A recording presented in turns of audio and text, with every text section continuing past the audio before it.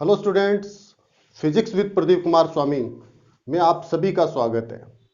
Students, आज हम चर्चा करेंगे कि अपनी स्टडी का टाइम टेबल क्या हो, क्योंकि एक निश्चित प्लानिंग पढ़ाई के लिए बहुत ज़रूरी है।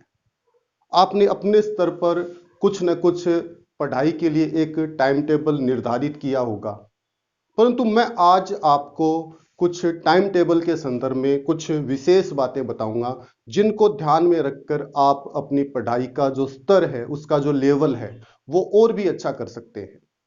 देखिए स्टूडेंट, सबसे पहली जो बात है कि हम कौन से समय पढ़ें। कहने का मतलब हम दिन में अपने अध्ययन को करें या रात में अपने अध्ययन को करेंगे। कुछ स्टूडेंट ऐसे होते हैं जो दिन में या दिन के समय पढ़ना पसंद करते हैं, जबकि कुछ स्टूडेंट ऐसे होते हैं जो रात के समय पढ़ना पसंद करते हैं।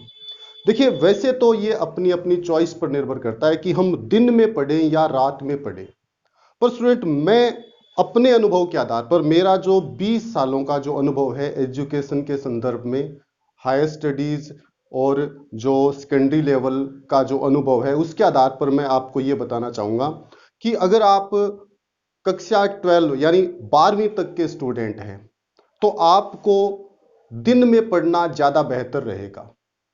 हालांकि इसके लिए कोई स्ट्रिक्ट गाइडलाइन मेरी ओर से नहीं है कि आप दिन में ही पढ़ें, पर दिन में अगर आप पढ़ते हैं तो आपके लिए ज़्यादा बेटर रहेगा। और हायर एजुकेशन के जो स्टूडेंट हैं, जो बीएससी या एमएससी करते हैं, उनके लिए मैं ये कहना चाहूँगा कि वो अपना जो अध्ययन है, अपनी जो स्टडी है, वो रात के समय बेटर कर पाते हैं या बेटर कर पाएंगे। देखिए स्टूडेंट, अगर आप 12th तक के स्टूडेंट हैं तो आप दिन में सुबह से लेकर शाम तक अपने अध्ययन को कीजिए, पर कुछ स्टूडेंट ऐसे होते हैं जो रात को ही पढ़ना पसंद करते हैं।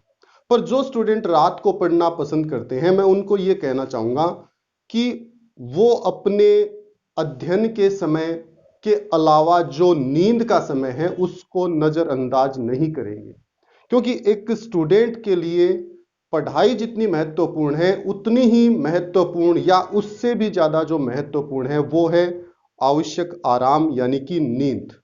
जब तक आप पर्याप्त नींद नहीं लोगे तब तक आपका जो माइंड है वो सही तरीके से संचालित नहीं होगा।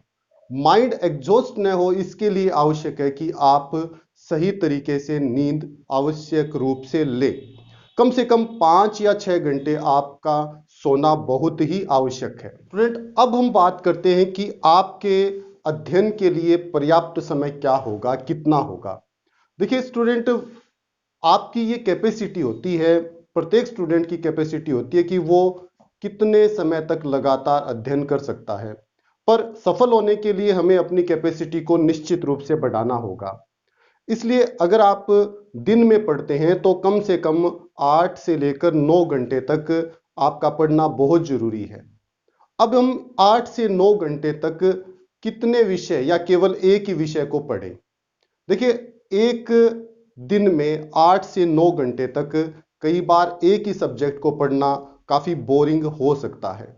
इसलिए मेरी राय के अनुसार आप एक दिन में कम से कम 2 सब्जेक्ट को जरूर पढ़ें। यानी कि अगर हम फिजिक्स केमिस्ट्री और बायोलॉजी या फिजिक्स केमिस्ट्री और मैथ्स के स्टूडेंट हैं तो आप कम से कम 2 सब्जेक्ट प्रत्येक दिन जरूर पढ़ें। फिर नेक्स्ट डे आप उसके अलावा जो 2 सब्जेक्ट हैं या एक पुराना और एक तीसरा जो सब्जेक्ट है उसको ले सकते हैं, या फिर उस दौरान आप किसी एक सब्जेक्ट को रिवाइज कीजिए। देखिए, रिवीजन जो है, यानी कि बार बार दोहराना किसी भी सब्जेक्ट को बहुत जरूरी है, क्योंकि हम कई बार ऐसा होता है कि हम अपने सिलेबस को कंप्लीट कर देते हैं और अच्छे मार्क्स की उम्मीद करते हैं, पर अच्छे मार्क्स हम प्राप्त नहीं कर पाते हैं। इसका रीजन ये होता है कि हम सिलेबस को कंप्लीट तो कर देते हैं, परंतु सब्जेक्ट को दोहराते नहीं हैं। देखिए, अगर हम बार बार किसी चीज को दोहराते हैं तो जैसे एक रस्सी जब किसी पत्थर पर बार बार चलती है तो उस पत्थर पर भी निशान कर देती है। यानी कि दोहराने की जो प्रक्रिया है वो आपके मन मस्तिष्क पर एक अमिट छाप छोड़ देगी। वो सब्जेक्ट आप की जो स्थायी मेमोरी है उसमें चला जाएगा। इसलिए किसी भी सब्जेक्ट को आप बार बार और जितनी बार आप दोहराएंगे कुछ न कुछ उसमें नया आपको सीखने को मिलेगा। इसके बाद मैंने एक शब्द यहां लिखा है म्यूजिक, क्योंकि म्यूजिक जो है वो अपने माइंड को बहुत ही शांत करता है। इसलिए अगर आप दिन में कम से कम 15 या 20 मिनट तक किसी स्पिरिचुअल म्यूजिक को सुनते हैं, यानी किसी आध्यात्मिक म्यूजिक को अगर आप सुनते हैं, तो ये आपके स्टडी के लिए काफी फायदेमंद होगा, क्योंकि उससे आपके माइंड को काफी आराम मिलेगा, माइंड काफी रिलैक्स होगा। इसलिए कम से कम 15 से 20 मिनट तक आप एक ऐसा म्यूजिक सुनिए जो आपके मन को शांति प्रदान करता है। इसके अलावा टाइम टेबल में सबसे जो महत्वपूर्ण भाग है वो है एनवायरनमेंट, कि अपने आसपास का जो एनवायरनमेंट है वो कैसा है, वातावरण कैसा है। देखिए स्टूडेंट, कुछ स्टूडेंट ऐसे होते हैं जो परिस्थितियों को अपनी पढ़ाई में बाधक समझते हैं। वो ये कहते हैं कि मुझे सही मायने में सही परिस्थितियां नहीं मिली, इस कारण मैं नहीं पढ़ पाता हूं। पर परिस्थितियों के लिए कोई बाहरी व्यक्ति जिम्मेदार नहीं है। परिस्थितियां हम खुद बनाते हैं और हम ही उनके लिए जिम्मेदार होते हैं। इसलिए अपने आसपास का जो एनवायरनमेंट है उसको आप अच्छा रखने का प्रयास करें। अपनी जो संगत है वो अच्छे लोगों से हो, और मन के अंदर, दिमाग के अंदर किसी भी प्रकार का कोई चिड़चिड़ापन या गुस्सा भरा हुआ नहीं हो।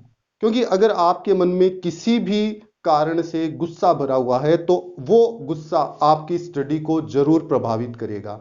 इसलिए अपने आसपास का जो एनवायरनमेंट है, वातावरण है, उसको अच्छा रखने का प्रयास करें ताकि आप अच्छे से पढ़ पाएं। क्योंकि अपने आसपास का माहौल जब अच्छा होगा तो निश्चित रूप से ही आपको पढ़ने में बहुत आनंद आएगा, आप निश्चित रूप से ही बहुत अच्छे मार्क्स लेकर आएंगे। इसके अलावा लास्ट जो बिंदु है स्लीपिंग, यानी कि नींद। नींद अपनी पढ़ाई को प्रभावित करने वाला एक महत्वपूर्ण फैक्टर होती है। इसलिए प्रतिदिन कम से कम 5 से 6 घंटे तक आपका सोना बहुत जरूरी है। इसलिए निश्चित रूप से हर दिन 5 से 6 घंटे तक सोना बहुत ही आवश्यक है। इसको आप बिल्कुल भी नजरअंदाज नहीं करेंगे। तो स्टूडेंट, ये मेरे कुछ सजेशंस थे जिनसे आप अपने टाइम टेबल को बहुत ज़्यादा बेहतर बना सकते हैं। मुझे उम्मीद है कि आपको मेरे सजेशंस पसंद आए होंगे। कमेंट करके आप जरूर बताएंगे कि आपको मेरे सजेशंस टाइम टेबल को बेहतर बनाने के लिए कैसे लगे। सभी का बहुत बहुत धन्यवाद। चैनल को लाइक, शेयर और सब्सक्राइब करना मत भूलिएगा। धन्यवाद। जय हिंद, जय भारत।